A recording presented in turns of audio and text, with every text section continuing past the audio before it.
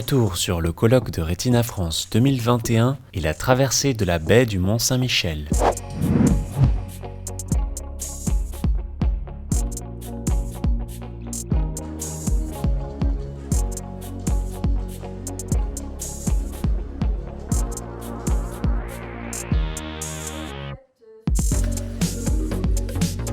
Mesdames, Messieurs, c'est un immense honneur que vous nous faites en ayant choisi Villedieu-les-Poils-Rouffigny pour y organiser votre colloque en ophtalmologie. Merci aussi aux deux champions, Fanny Raoult et David Labarre, le parrain de l'événement, d'être présents parmi nous. Mesdames, Messieurs les chercheurs du CERTO, le travail et l'application que vous mettez en œuvre au quotidien pour aider les malvoyants à trouver des solutions innovantes force l'admiration. Alors Villedieu-les-Poils, c'est une ville à la campagne en fait. Partout en centre-ville, on peut y admirer et apercevoir les vertes collines qui l'entourent. On appelle les habitants de Villedieu les Sourdins ou les Théopolitains. Le terme sourdin en fait est lié à l'ancienne activité de dinanderie et de poêlerie dont le martelage répétitif du cuivre finissait par rendre les ouvriers sourds. C'est précisément comment retrouver la possibilité de l'échange avec les autres, pour la vue comme pour les autres obstacles à la relation avec autrui. Je crois qu'on le ressent de manière particulièrement forte. Le plus grand danger du handicap, c'est de se replier sur soi, de se retrancher en soi-même et d'être tenu à l'écart du reste de la société. Donc c'est très important qu'au-delà des échanges sur la recherche, sur la manière de faire reculer les maladies de la vue, on ait toujours à l'esprit la nécessité de rétablir la connexion à l'autre que le handicap perturbe. Tout d'abord, un bref rappel sur comment fonctionne l'œil. L'œil, il faut voir ça comme c'est l'organe qui nous permet de voir, mais c'est comme un appareil photo finalement. Donc la lumière pénètre dans l'œil via la cornée qui est à l'extérieur de l'œil, qui est une partie complètement transparente, pour rencontrer le cristallin qui est en fait lui aussi transparent et qui permet de focaliser la lumière sur le tissu qui est à l'arrière de l'œil, qui tapisse l'arrière de l'œil, qui est la rétine. La rétine en fait est un tissu photosensible, c'est-à-dire qu'il est capable de capter l'énergie lumineuse via en fait des cellules particulières qu'on appelle photorécepteurs. Ces photorécepteurs sont de deux types, les photorécepteurs de type bâtonnet qui permettent la vision nocturne. Ils sont au nombre environ de 100 millions dans une rétine humaine et ils représentent 97% des photorécepteurs. Un deuxième type de photorécepteurs, ce sont les cônes qui permettent la vision de jour ainsi que la vision des couleurs. Ces photorécepteurs représentent 3% de tous les photorécepteurs et sont concentrés dans une zone particulière dans la rétine humaine qui s'appelle la macula, dont on vous parlera plus tard. Donc je vais commencer par le médicament qui a ouvert la voie à la thérapie génique pour traiter l'amorose congénitale de Leber. Donc l'amorose congénitale de Leber, en fait, c'est une maladie qui va toucher les enfants des plus jeunes âges et ils vont perdre la vision très très rapidement.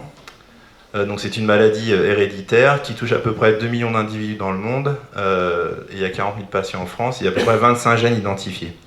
Donc en fait, la grande difficulté quand même en ophtalmologie, c'est qu'il y a 250 gènes d'impliqués qui peuvent conduire à des maladies très très très différentes. Et en plus, pour compliquer le tout, chaque mutation dans un gène peut conduire aussi à des maladies différentes. Et donc c'est pour ça que ça prend quand même un peu de temps de développer tout ça. Et donc l'un de ces premiers gènes qui a été pris pour cible, c'était le gène RPE65. Donc RPE65, c'est une enzyme qui est exprimée dans l'épithélium pigmentaire rétinien. Donc l'épithélium pigmentaire rétinien, en fait, c'est ce qui donne le noir de l'œil qu'on voit à travers la pupille. Et cet épithélium pigmentaire rétinien, en fait, il est important pour faire l'interface entre les vaisseaux sanguins de la choroïde et la rétine. Donc au niveau des échanges d'oxygène, nutriments, détoxification, etc. Et une de ses principales fonctions aussi, ça va être de renouveler le pigment visuel. Donc à chaque fois qu'un photon de la lumière arrive dans notre œil, il va changer de conformation les opsines. Et l'une des fonctions qu'il faut faire rapidement, c'est de remettre la conformation correctement pour qu'il puisse à nouveau capter la lumière. Je voudrais juste penser à tous vos efforts et puis peut-être, avant de vous dédicacer le livre, juste vous offrir cette phrase, et puis aussi bien sûr à Christiane et Gaston Massé, parce qu'encore une fois, il faut aussi vraiment les remercier pour leur action, qui sont des gens de cœur et des gens fidèles. Et je vous offre donc cette phrase de Saint-Exupéry: on ne voit bien qu'avec le cœur, l'essentiel est invisible pour les yeux. Merci.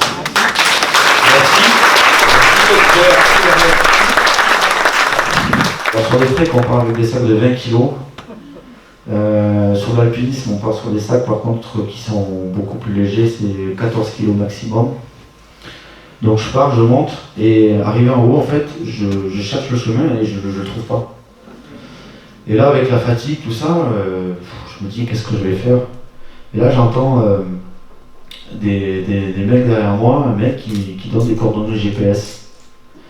Je me retourne et je lui dis, tiens, vous êtes les gendarmes et tout. Il me dit, non, on est des militaires en stage commando. Là, j'ai dit, les mecs, vous tombez bien. Moi, je suis perdu, j'y vois rien. Et en fait, les mecs, ils ont pensé que c'était un traquenard, quoi. Donc, ce qui s'est passé, c'est que je leur demande de marcher un petit peu avec eux. Puis là, il y en a deux qui me disent non, c'est pas possible, les supérieurs, tout ça, si on se fait attraper, on va se faire engueuler. Et donc, il y en avait un qui était un peu chaud, quoi, un peu plus chaud que les autres. Donc, moi, je commence à parler avec le mec qui était un peu. Il faut toujours aller vers les gens qui sont un peu plus ouverts. Et là, en l'occurrence, je parlais un peu avec lui, et puis en fait, il y avait les deux autres qui étaient devant, qui commencent à accélérer le pas pour me larguer. Sauf que ça n'a pas marché parce qu'ils se sont dit putain, l'autre ivoirien, on va le larguer, machin. Et en fait, je les ai collés. Et voilà, donc j'ai marché avec eux. Les deux se sont un peu détendus. Et donc on descend de la montagne et on arrive donc sur une petite route dans un petit village. Et puis il y en a un qui dit David, est-ce que tu as déjà touché un FAMAS? Donc le FAMAS, c'est les mitraillettes de l'armée, enfin voilà. Donc j'ai dit non. Et donc il me file son FAMAS, bien sûr il n'était pas chargé. Donc moi je me promène avec mon FAMAS au milieu de la route, voilà. Et là il y a au loin on entend une voiture, et c'est la voiture des chefs. Donc moi je balance mon FAMAS comme je peux, hein, parce que voilà. Donc les chefs arrivent, tout ça, bon je m'éloigne un petit peu quand même parce que je me dis je suis embêté. Et donc voilà, les chefs parlent et tout ça, et puis là il y en a un qui dit ouais, vous savez pas chef, on a rencontré un aveugle dans la montagne. Et l'autre lui dit ah bon. Et donc en fait, je commence à lui dire bon mais il veut marcher avec nous, tout ça. Et le chef il dit ouais super machin, donc nous voilà marcher avec les trois militaires. J'imagine que tout le monde sait à peu près dans la salle les problématiques que rencontrent des personnes en situation de handicap visuel dans la vie de tous les jours, mais moi à l'époque je ne le savais pas. Et en discutant avec eux, je me suis rendu compte que pour se rendre à un endroit que l'on ne connaît pas, la seule solution c'est d'utiliser un GPS auditif comme Google Maps ou Plan. Beaucoup l'utilisent tous les jours, voyants et malvoyants. Mais quand on a des problèmes de vue et qu'on met des écouteurs pour écouter un GPS, on s'isole complètement du monde extérieur. Et ça rend le déplacement dangereux.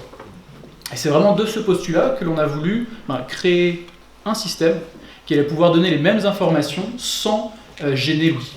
Et donc on a réfléchi ensemble avec mon équipe, et puis finalement on a eu l'idée de transformer toutes les informations auditives du GPS en vibrations, à travers des bracelets que l'on porterait au poignet, et sans avoir besoin justement d'avoir des écouteurs ou le téléphone dans la main.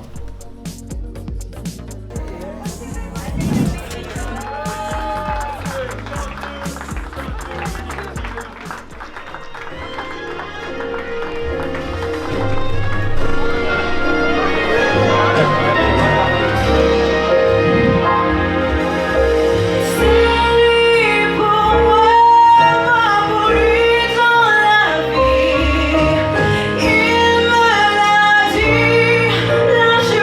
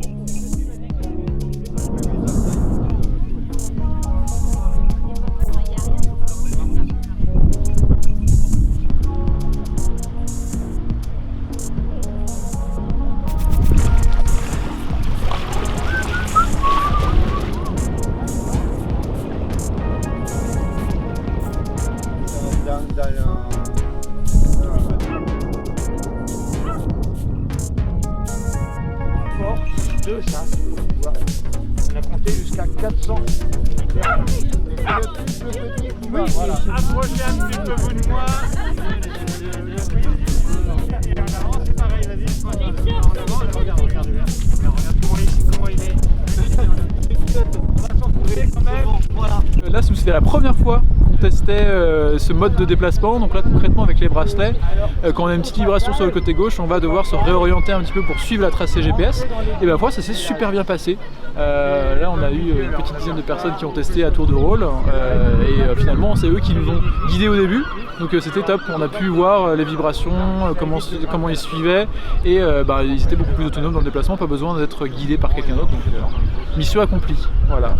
Et en fait, on a pris un bracelet à chaque poignet, droit et gauche, et avec un système de localisation GPS et l'application là. Donc ça nous permet, par rapport au trajet qui était programmé, de nous indiquer en fonction des signaux, des vibrations, si on est sur la bonne route.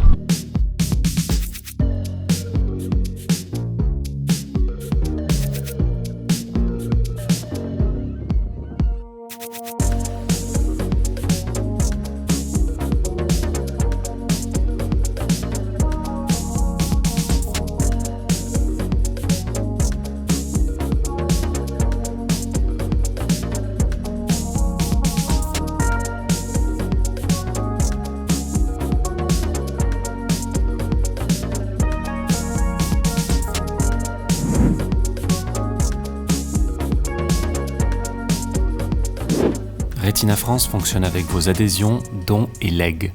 Pour soutenir l'association, rendez-vous sur retina.fr.